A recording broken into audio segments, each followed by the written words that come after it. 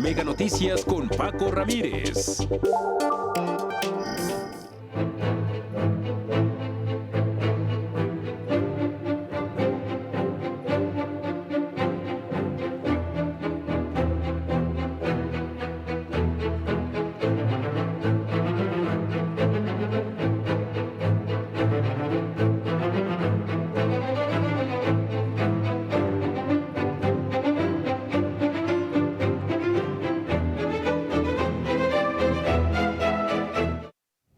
Fue una aplanadora.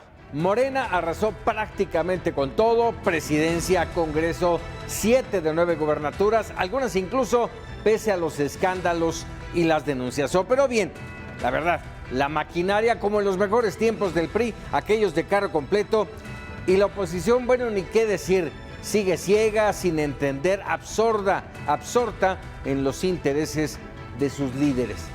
Pero no hay duda, Claudia Sheinbaum llega con la mayor legitimidad en la historia. 30 puntos más la diferencia, 33 millones de votos. Los mexicanos nos movimos este domingo y así elegimos.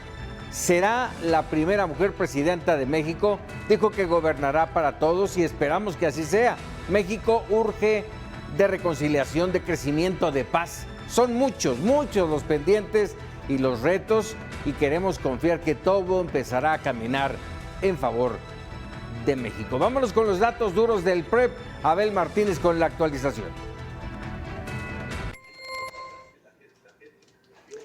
Así es, recta final del programa de resultados electorales preliminares. Han pasado prácticamente varias horas desde que cerró la jornada de votación, inició el PREP y poco a poco se han llenado las actas. ¿Qué pasa en la elección de la presidencia de la República? Hasta este momento, con 94.9% de las actas computadas, el triunfo, por supuesto, es para Claudia Sheinbaum de Morena y partidos aliados, con 59% de la votación. En segundo lugar, Xóchitl Gálvez de PAN, PRI, PRD con 27% y Jorge Álvarez Maínez de Movimiento Ciudadano con 10.4%. Importante el dato de la participación ciudadana, que con este registro de las actas de 94% nos da 60% de participación ciudadana, es decir, 6 de cada 10 ciudadanos acudieron a las urnas. ¿Qué pasa en la elección por diputados, en la Cámara de Diputados, en la Cámara Baja? Bueno, con 93.9% de las actas computadas, Morena y aliados tienen una mayoría importante, 256 de los 300 distritos, y la oposición solo logra 43. Esto con respecto a los diputados, a los legisladores federales elegidos por el voto. Faltará el ajuste que se haga con los diputados plurinominales, donde se prevé que Morena y sus aliados alcancen la mayoría simple y la mayoría calificada. Ahora, ¿qué pasa con la elección del Senado? Con 94.3% de las actas computadas, el PREP arroja en este momento que Morena y aliados se quedan con 30 de las entidades. Prácticamente todo el país ha sido ganado en las fórmulas del Senado por Morena y sus aliados, y la oposición solamente triunfa en 2 entidades. Hablamos de Guanajuato, bastión del Partido Acción Nacional, y Querétaro, que también se ha caracterizado por tener una mayor preferencia hacia el Partido Acción Nacional y en este caso a los partidos que conformaron la alianza con el blanquiazul. Hablamos del PRI y del PRD. Así, los resultados electorales preliminares ya en la recta final con más del 90% de las actas computadas, y bueno, en las 3 elecciones, presidencia, diputados y senadores, Morena se alza con el triunfo. Así es, muchas gracias, Abel. Vamos a conocer más de la virtual presidenta de México. Claudia Sheinbaum Pardo proviene de una familia judía de origen búlgaro y lituano, hija del químico Carlos Sheinbaum Joselewicz y la bióloga Annie Pardo Semo, ambos de nacionalidad mexicana y participantes del movimiento estudiantil de 1968. Licenciada en física por la Facultad de Ciencias por la UNAM, donde también obtuvo la maestría de doctorado, la candidata de la coalición Seguiremos Haciendo Historia tiene un doctorado en el extranjero y fue parte del grupo de expertos en cambio climático de la ONU. Además, es investigadora. Sheinbaum inició políticamente en el Consejo Estudiantil Universitario, donde conoció al líder estudiantil Carlos Imaz, con quien se casó. Imaz fue jefe delegacional en Tlalpan, pero estuvo presuntamente involucrado en sobornos con el empresario argentino Carlos Ahumada en 2004, motivo por el que dimitió al cargo, y en 2016 la pareja se divorció. En su trayectoria laboral, Sheinbaum fue secretaria del Medio Ambiente en el Distrito Federal, donde estuvo a cargo de la construcción del segundo piso del periférico durante el gobierno de Andrés Manuel López Obrador. En 2014 participó en la creación del Movimiento de Regeneración Nacional, partido con el que ganó la delegación Tlalpan en las elecciones de 2015, cargo en el que enfrentó gran polémica por el derrumbe del colegio Enrique Rebsamen tras el terremoto de septiembre de 2017, donde murieron 26 personas, entre ellas varios menores de edad. Tras ganar los comicios de julio de 2018 y arrebatar el poder al PRD, se convirtió en jefa de gobierno de la Ciudad de México. La mayor crítica durante su gestión fue la caída en la línea 12 del metro, donde perdieron la vida 27 personas y 79 más resultaron lesionadas, así como otros accidentes por falta de mantenimiento en el sistema de transporte colectivo. Sheinbaum ha sido galardonada con algunos premios en materia de desarrollo e innovación tecnológica. Es madre de 2 hijos, Mariana, que estudió historia, y Rodrigo, que estudió arte. Recientemente se casó con Jesús María Tarriba, doctor en ciencia física por la UNAM. Leticia Alcántara, Mega Noticias. De las 9 gubernaturas en disputa este 2 de junio, Morena y sus aliados aventajan en 7 entidades. En la Ciudad de México, Clara Brugada va a la delantera. En Veracruz, Rocío Nale. En Yucatán, que era panista, aventaja Joaquín Jesús el Guacho Díaz Mena. Morelos cambia a Morena con Margarita González Arabia. Puebla seguirá guinda con Alejandro Armenta, al igual que Tabasco con Javier May y Eduardo Ramírez al frente del estado de Chiapas. De esta forma, Morena dirigirá 23 entidades. Por su parte, el PAN se mantendrá al frente de 4 estados, Aguascalientes, Chihuahua, Guanajuato y Querétaro. El PRI conserva los gobiernos de Coahuila y Durango. Movimiento Ciudadano se mantiene en Jalisco y Nuevo León, mientras que el Partido Verde gobierna en San Luis Potosí. Los nuevos gobernadores asumirán el cargo entre septiembre y diciembre del presente año. Leticia Alcántara, Mega Noticias. Y bueno, de inmediato a trabajar, Claudia Sheinbaum emitió ya un primer mensaje en redes sociales donde asegura continuidad en la Secretaría de Hacienda. Nuestro deber es y será siempre velar por cada una y cada uno de los mexicanos sin distingos. Así que aunque muchas mexicanas y mexicanos no coincidan plenamente con nuestro proyecto, habremos de caminar en paz y en armonía para seguir construyendo un México justo y más próspero.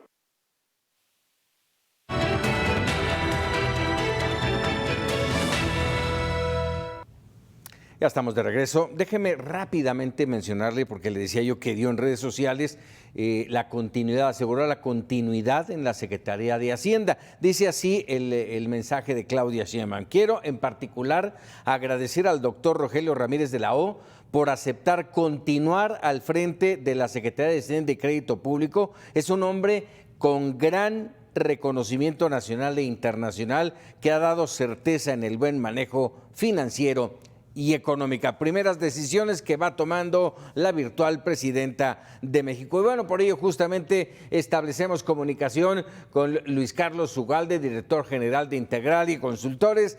Doctor, como siempre, un gusto. Mi querido Luis Carlos, a ver, de entrada, buenas noches. ¿Qué vivimos anoche? Vivimos anoche una de las elecciones más contundentes en cuanto al cambio que la gente buscó a través de las urnas. Fue un mandato por la continuidad de un gobierno que empezó López Obrador, pero sobre todo fue un mandato de profundización de un nuevo modelo político. Durante 30 años antes de 2018, el país vino construyendo un modelo de separación de poderes, de contrapesos, una suerte de democracia que buscaba controlar el poder del presidente. En 2018, López Obrador llegó y quiso controlar y concentrar el poder para poder transformar la realidad. Su famosa cuarta transformación, y lo que López Obrador hizo en los 6 años de presidencia ha sido controlar el poder, atacar a las organizaciones independientes, al Poder Judicial, al INE, es subyugar al Congreso, al que le pide que no le cambie una coma. Ayer fue la ratificación de ese modelo. Con las mayorías que obtuvo el partido en el poder, va a poder llevar a cabo el llamado Plan C.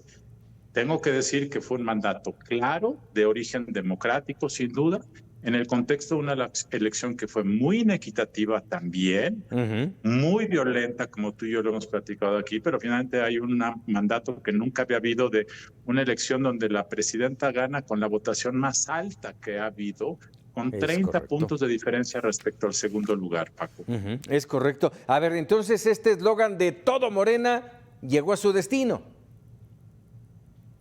Sí, efectivamente, Morena triunfó, Morena ganó. Yo creo que lo que ganó fue la idea de continuidad, porque fuera de Sheinbaum hacia abajo, si tú ves dónde ganó Morena, es un tsunami, es decir, no hubo distingos. Ganó en lugares donde los candidatos eran malos, donde los gobernadores tenían una muy mala fama, arrasó. Ganó en lugares como Yucatán, donde hay un buen gobierno, donde hay crecimiento, donde hay seguridad. Tal forma que es inexplicable si no pensamos que en realidad se trató de una suerte de fenómeno sociológico donde la idea de la continuidad. Yo te diría, la idea de la revancha social probablemente de la gente que siga a López Obrador y que ha pensado que efectivamente hay un grupo, digamos, de conservadores que quieren hacerlo fracasar, prevaleció y hubo una suerte como de vamos a mantener las cosas, vamos a contener a estos conservadores que según López Obrador quieren acabar con la cuarta transformación. Yo creo que también hay algo de eso, Paco. Oye, hablando de esto que estás mencionando, a ver, entonces yo te pregunto, ¿hay riesgos con 7 de 9 gubernaturas, un país con un amplio tinte guinda y con una mayoría en el Congreso? ¿Hay riesgos? Sí, hay riesgos. La democracia para funcionar bien requiere contrapesos. La elección de ayer, a pesar de la enorme inequidad y violencia que tuvo, es en un sentido una elección democrática. Sí, es democrática. Hubo una voz popular que se expresó. Sin embargo, lo que vimos ayer es que el mandato tan potente a Sheinbaum, con un Congreso con mayoría calificada, pues claramente va a hacer que ella pueda gobernar sin negociar con nadie. No necesita voltear a ver ni al PAN, ni al PRI, ni al PRD, que quizá pierda su registro. Ella puede tomar decisiones e implementarlas. Y eso en política siempre conduce a la arrogancia y a la equivocación. Ese es el gran problema. Yo ayer vi que Sheinbaum tuvo un discurso de moderación, de cortesía, de inclusión, y eso me parece un tono muy bienvenido. El primero Pero de la ellos. política también es fuerza, y cuando tienes tanta fuerza, la tentación de abusar de esa fuerza siempre estará ahí. ¿Qué esperar con Claudia?